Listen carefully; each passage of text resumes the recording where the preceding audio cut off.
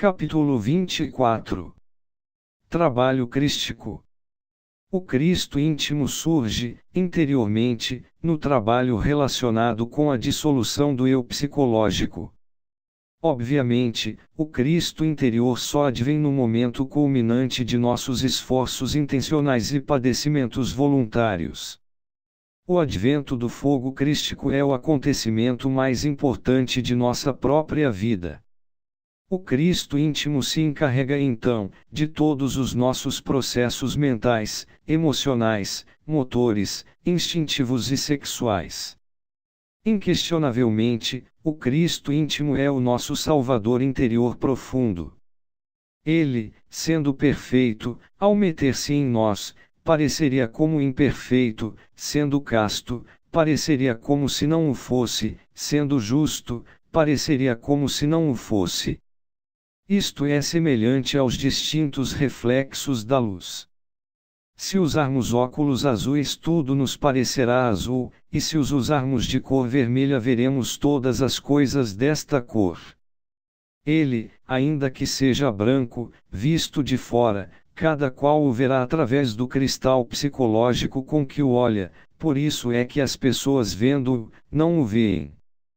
Ao encarregar-se de todos os nossos processos psicológicos, o Senhor da perfeição sofre o indizível. Convertido em homem entre os homens, há de passar por muitas provas e suportar tentações indizíveis. A tentação é o fogo, o triunfo sobre a tentação é a luz. O iniciado deve aprender a viver perigosamente, assim está escrito, isto sabem os alquimistas.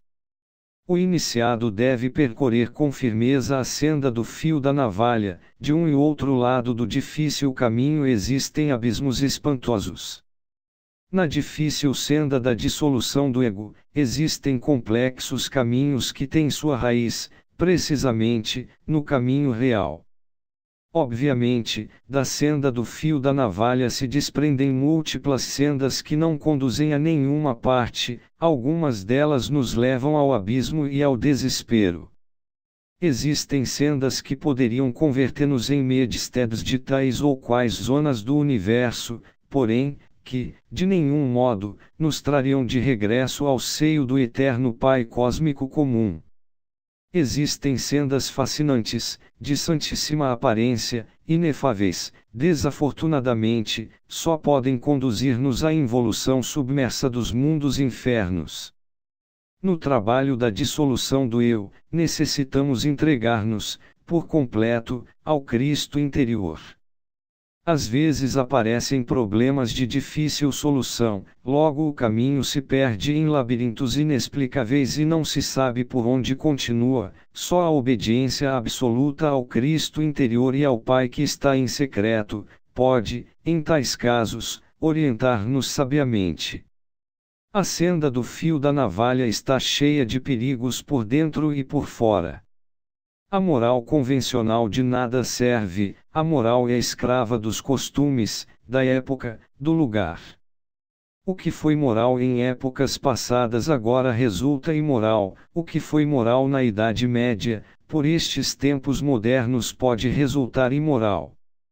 O que num país é moral em outro país é imoral, etc.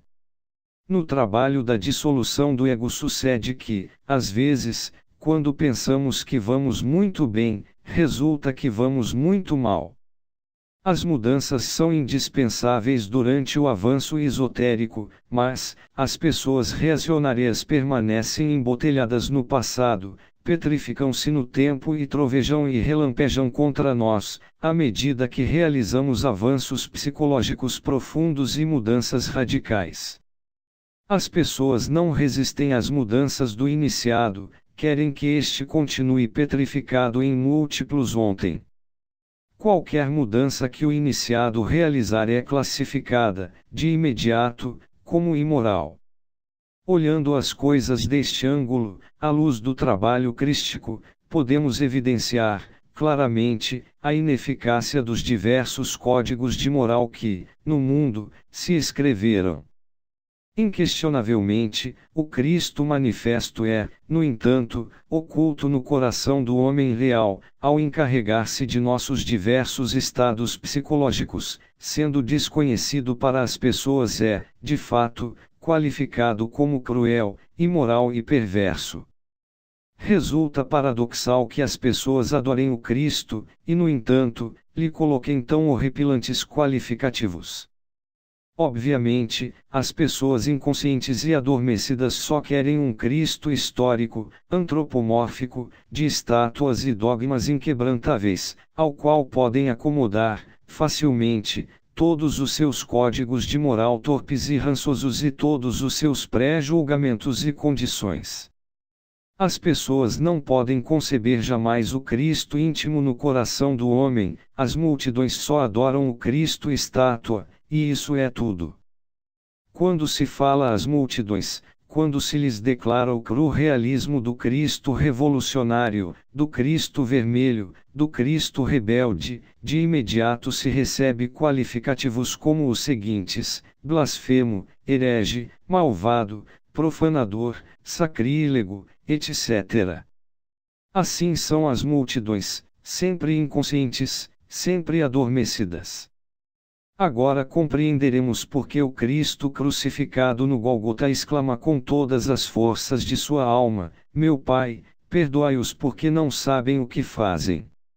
O Cristo, em si mesmo, sendo um, aparece como muitos, e por isso, é que se tem dito que é unidade múltipla perfeita. Ao que sabe, a palavra dá poder, ninguém a pronunciou, ninguém a pronunciará, senão, somente aquele que o tem encarnado.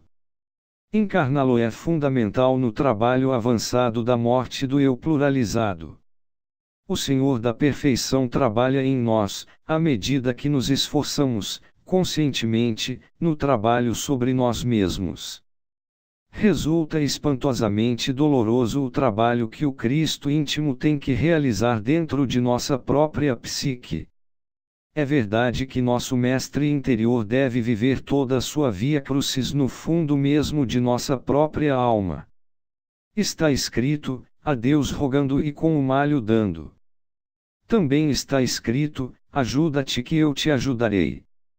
Suplicar a Divina Mãe Kundalini é fundamental, quando se trata de dissolver agregados psíquicos indesejáveis, porém, o Cristo íntimo, nos recônditos mais profundos do mim mesmo, opera sabiamente, de acordo com as próprias responsabilidades que ele coloca sobre seus ombros.